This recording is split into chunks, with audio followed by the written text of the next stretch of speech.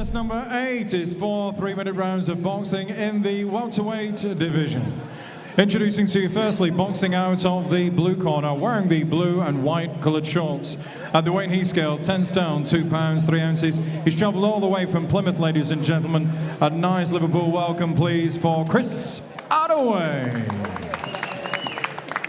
And opposing him, boxing out of the red corner, wearing the black, silver and white coloured shorts. At the weight he scaled, 10 stone, 2 pounds. From 3 contests, he has 3 wins. One of those wins coming by way of knockout. Another young man from Skelmersdale. Here is Colin Boom Boom Day.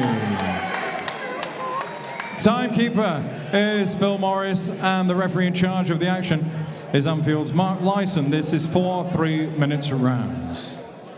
Okay, boys, both know the rules. I want you to obey my commands. Tell you to break cleanly. Defend yourselves at all times, boys. Good luck to you both.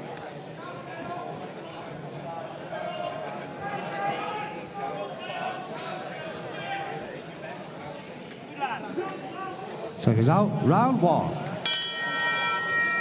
You know, 4 rounds, Colin Day against Chris Adaway. Colin's been one of the more exciting guys to break through on VIP promotions this year. Chris Adaway always comes to fight. Could be a good one, this. What do you know about Colin Day? He surprised me whenever I've seen him. That's better, you see? Any assessment I've got on him is very brief. As I said, I've seen him come up on the small all circuit. I'm not really sure of any amateur career, and I know he's in the Radal gym in Liverpool, and so far in his professional career he's done okay. Like you say, he's an exciting fighter.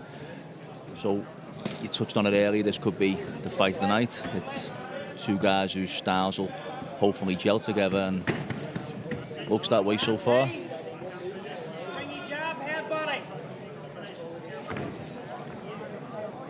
We've seen Adaway in with a few VIP fighters. Tom Farrell beat him, Zelfa Barrett beat him. Colin Day's just hurt him with a right hand. Very good right hand over the top. Take your time, hands high.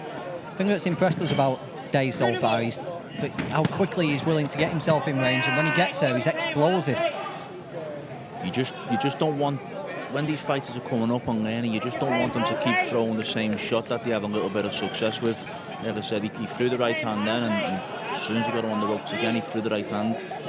Having a bit more variety, it served him a little bit better. John Green and close.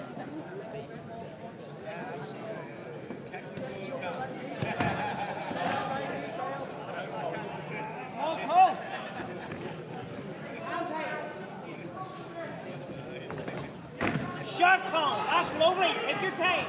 Just you find it. It's there where you want it. Hands high. Head, body, finish in the hook. Keep shooting the jab, though. That's better. He's cutting the ring off quite well. Yeah. Cutting the ring off really well. He's got Adaway disorganised, but like you say, maybe just a little bit right hand happy. Wait for it. Go. I think he's got fast feet.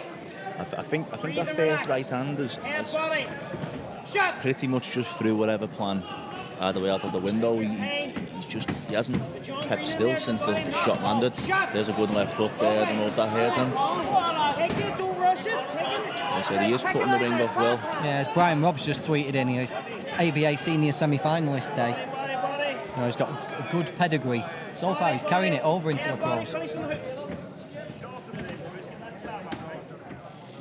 Yes.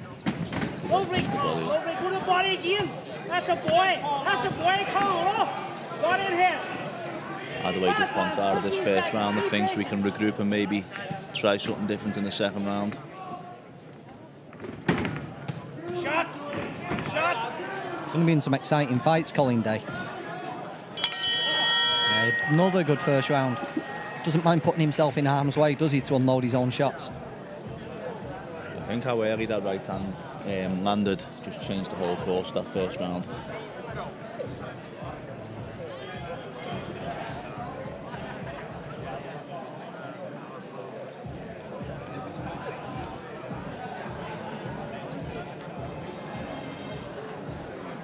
What do you do if you're Chris Adaway? I think the pattern of the first round, I think he's just going to try and make this 4 rounds, just go as quick as possible, keep moving. Unsettled Day, not give him a chance to settle and throw that Corners, right 10 hand, go seconds. to the body or nothing like that. I think we'll see if he comes out now. I'm just expecting him just to keep circling, moving different ways, and just not Seconds letting out. Day just get in position to land Round his own 2. shots. Be very, very surprised if we see much ambition for him for the remainder of this contest. Do you think we'll see the same Colin, or do you think we'll get a new day, Chris? Hands high and springy. There we go. I think he. I think what worked for him in the first round was obviously the aggression, the right hand, cut the ring off well, and he'll probably sense that Adaway doesn't really want to mix nothing up. So we can just keep staying strong, Hands high and breathe. Just take your time. It's there when you want it. get close and land that right hand. That's certainly what he'll be looking for.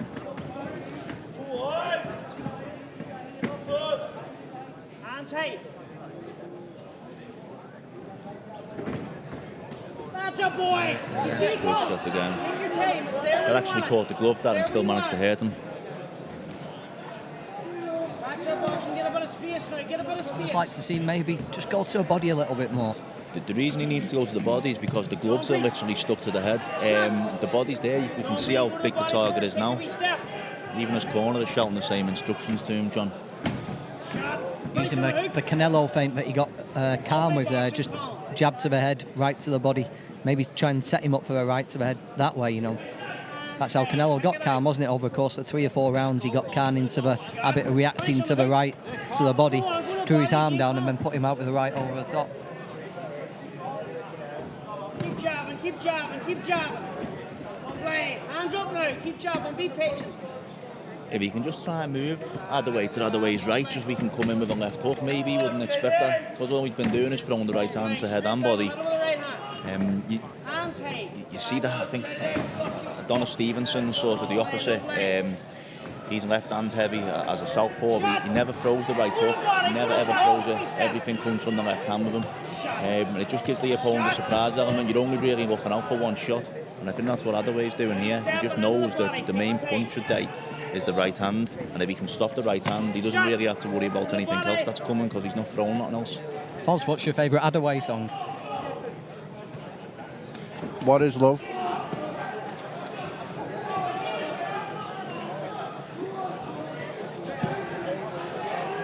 Good luck, Colin. Forehead. Breathe and relax. Find it. Hands up now. Still very much a musical man, Foz. Shot. I am the music man. I haven't seen you putting on your favourite songs on Twitter for quite a while. Has it become more of a I've stopped the tune of the day, to be honest. Adaway's in big trouble here. Hands high. Shot. Did he fall through with the elbow there? He's just trying to buy himself some time. Yeah, messy end to the round, but Adaway was in a bit of trouble. What are you listening to at the moment, Foz? What's getting most plays?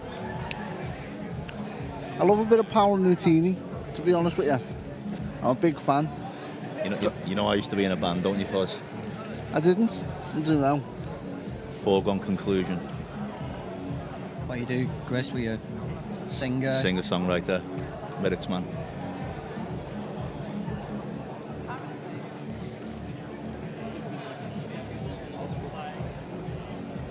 Were you successful? I'll let you be the judge of that one. I tell you that we were once supported by a little-known Scottish band called Texas.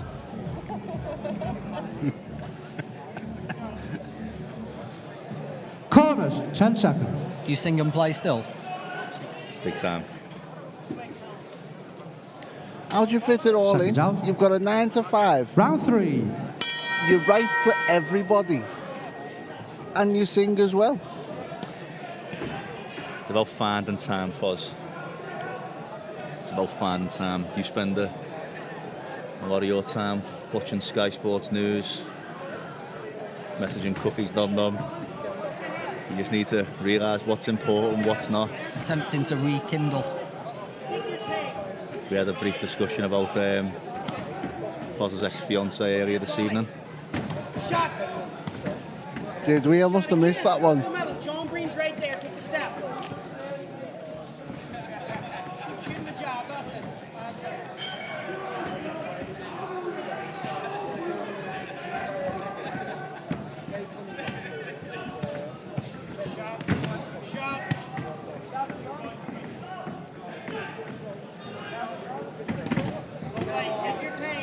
disappointed in Adaway so far? Was you expecting a bit more from him tonight, John? Adaway, yeah, usually come, but like you say, I think that first right hand changed his entire.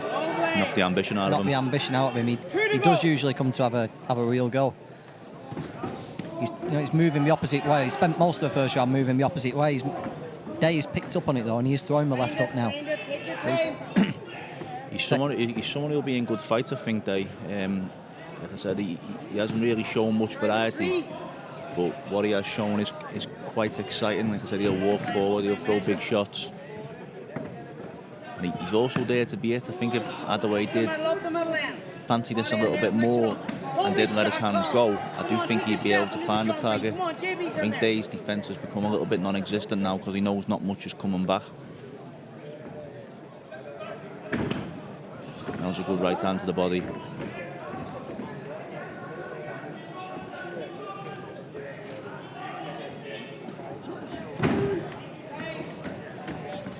On your last call. That's it. Go ahead after. Go on up the head then. Shot. Lovely. Lovely stuff. On your last mate. Take your time. Be smart. Hands up. Lovely boxing. Lovely. That's a shot. Another addition to the super lightweights, though. We've been talking a few times tonight, talking with Fazza. Strength in depth in this division. Yeah. It seems like all of a sudden most prospects that are coming for a fighting at 10 stone or around it, it's so much depth to it, it's untrue. So I was speaking with Steve Wood earlier. We were speaking about Terry Flanagan's next fight. Obviously that's going to be up at 140. Jack Cattrall's there. Obviously you got Nurse, who Cattrall's recently beat, and Josh Taylor's fighting next week. We got top of the bill tonight, Ryan Mulcahy. I think he might make still a fair bit behind the names we've mentioned so far, but I know Ryan's a very confident kid. He'll certainly want to be aiming for title class, domestic title class in the next 12 months. But like I said, John, the depth and division, it comes round every once in a while, don't you, where you get that division where like the top 10, 12 names, just you can put any of them together. We had that lightweight a few years ago, and a number of good fights were made. We probably didn't get the rich rewards that were in the division. There were some fights that were still missed. Obviously, Crowler Flanagan, the big one, but you just got to hope these fights can be made, and obviously politics don't put to the sword. It does seem like, looking at the WBO rankings, it does seem like Flanagan and Catterall are on some kind of collision course. Definitely next summer, I'd say, next summer. I know early next year you're going to get Flanagan facing Hooker for the vacant WBO title, and then obviously it just leads toward Catterall there. I know Steve Wood, it's a fight that he fancies against Catterall, but Seconds out for the fourth. It'll be interesting to see if Teddy has the same engine, same industry as at 140 as what he does on lightweight. But yeah, I think he'll be a 20% better fighter. When you see him in the gym training, see him at his best, usually just over 10 stone. You know, I think he'll just be a completely different fighter. It was ridiculously hard to do 9-9. Yeah, that was going to be my next question. He's someone you know well, John. I know you spend a lot of time with Teddy, so we was getting to the lightweight. It was hard. Massive chore. Yeah, it was hard, but it was always doable. But I think last time, before the Petro fight, it was especially hard. They would have hung around for a big fight. A couple of big fights got talked about, but timings didn't work out and various offers didn't come to fruition, so we just decided to move up. But I think it would have been a struggle to do 9-9 again. He'll be well, as I think 140 is pretty much a division that needs to sort itself out at the moment. Obviously with Crawford vacating all the titles, obviously he's four belts, which are a very rarity. With all them now available, the division's probably going to become a bit chaotic. People are going to be fighting for world titles left, right and centre.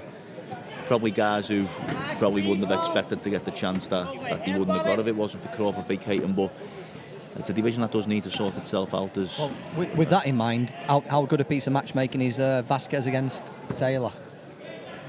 It's interesting. I've seen a couple of well-respected journalists talk about it last night. I said well-respected. I still think Malinagi and Eglinton was the best bit of matchmaking we've seen this year in regards to putting a young upstart in with a faded name. But Vasquez was maybe someone who didn't quite fulfil his potential, or I know obviously he put in a disappointing effort when he fought Mickey Bay, and maybe he wasn't as good as what people thought he was, but there's a lot of momentum now with Josh Taylor after the Lara Davis, and he can get past Vasquez. It pretty much puts them at world level. That's the problem with matchmaking these guys early. Once they beat the world-class opponents, they're expected to stay at that level. And I think if Josh Taylor can do a job on Vasquez, then there's going to be big things expected from him in 2018. I think the only way, no soft touches. When we do beat a guy like Vasquez, I think the only way they can step back is for an all-domestic fight, though. You know, I think class gets overlooked sometimes in favour of an all-domestic clash. And if Taylor does get there, if Catterall does get there, if Terry's there, it's a ready-made series, isn't there? A good fight is a good fight, and as we were talking earlier, there's some good talent at 140 domestically. Big right hand from Colin Day there. Ends the fight with a big assault. Adaway looks very relieved there. Yeah, Adaway survives it. 6 rounds in the bank for Colin Day, another win.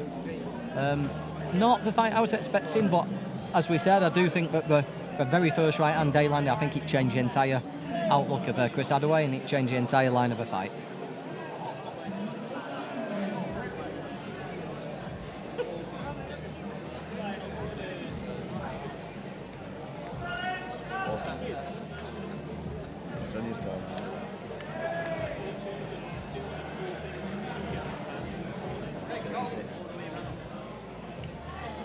Ladies and gentlemen, contest number 8. Mark Lyson, our referee. Somebody's watching, John. John Evans. After 4 rounds of boxing, referee Mark Lyson has scored the contest 40 points to 36 points for your winner. Still Boom Boom, still undefeated now in 4 professional contests, Colin Day. And a fine effort as always. Out last week, out this week from Plymouth. A safe journey home to Chris Adaway.